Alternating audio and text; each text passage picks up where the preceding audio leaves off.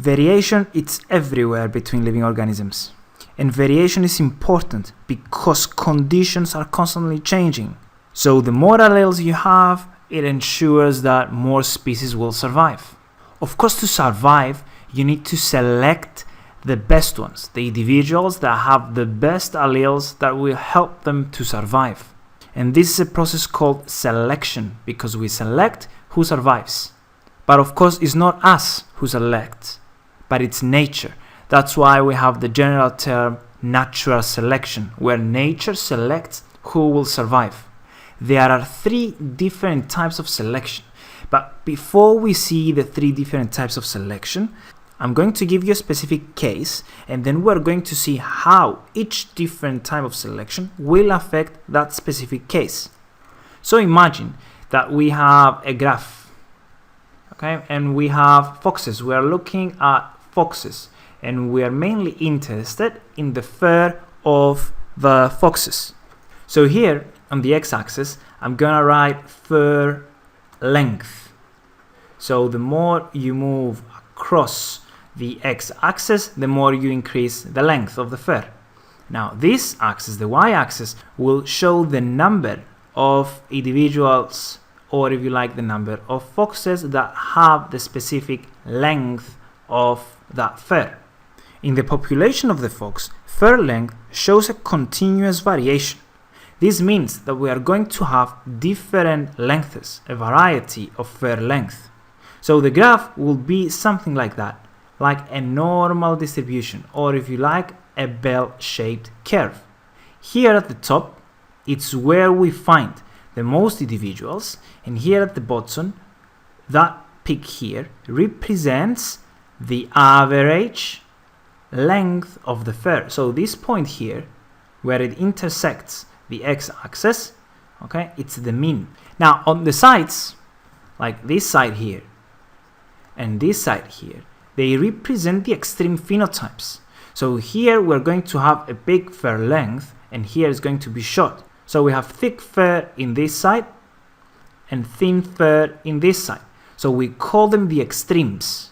Now, as I said, we have 3 different types of selection.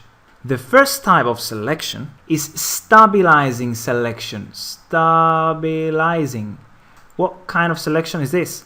Stabilising selection, it's when the conditions promote the average fur length, or if you like, the average phenotype. So in this case, the extreme phenotypes will get eliminated. So in the stabilising selection, we want the average phenotype. The individuals that have the average phenotype will survive more. Those who have the extreme phenotype will not survive more. Therefore, they are going to get decreased in number. And over the years, this whole graph is going to change and is going to become something like this. It will become narrower around the mean value. So these sides are going to push to the inside, okay, to come closer to the average phenotype. So this is called stabilizing selection, where we like the average phenotype. Now, the second type of selection that we will see is directional selection. Directional. In directional, we don't like the average phenotype, but we want one of the extremes, either this side or either this side. So the graph will change again, but this time is going to shift either to the right or either to the left, depending on which phenotype we prefer or which type of phenotype the conditions favor.